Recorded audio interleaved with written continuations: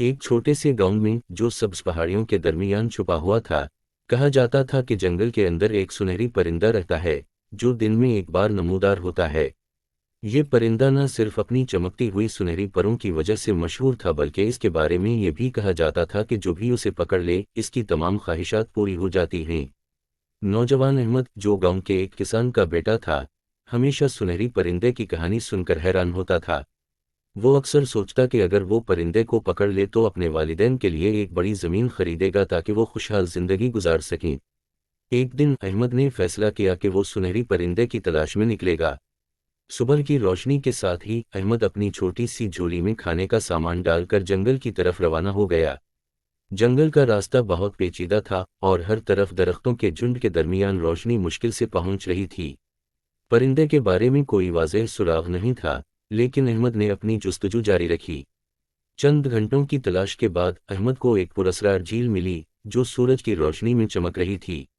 झील के किनारे एक बूढ़ा शख्स बैठा हुआ था जो एक पुराने साज पर कोई अजीब धुन बजा रहा था।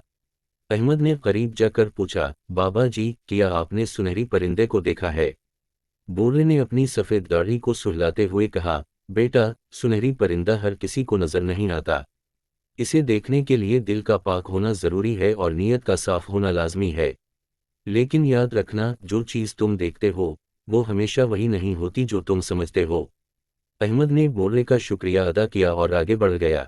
जंगल के अंदर जाते हुए उसने अजीब वाओ गरीब आवाज़ें सुननी शुरू की।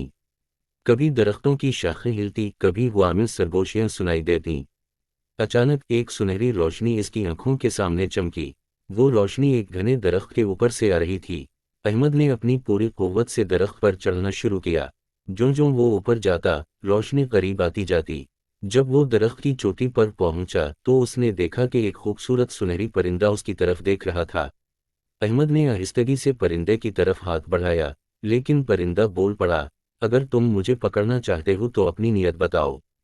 क्या तुम वाकई दूसरों की भलाई के लिए मुझे तलाश कर रहे हो?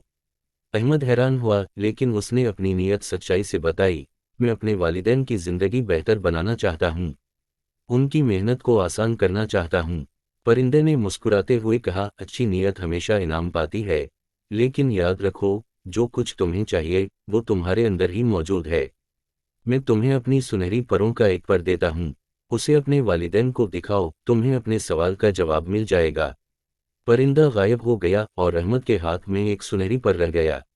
वो खुशी खुशी गांव वापस आया और अपने वालिदैन को सुनहरी पर दिखाया। जैसे ही इन्होंने पर को छुआ, उनके खेतों में ज़रख़ेज़ी आ गई और उनकी ज़मीन सोना उगलने लगी।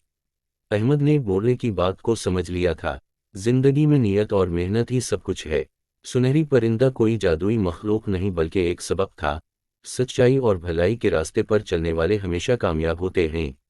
अगर आपको हमारी वीडियो पसंद आई तो लाइक करें और मज़ीद दिलचस्प वीडियोस के लिए हमारा चैनल सब्सक्राइब करें।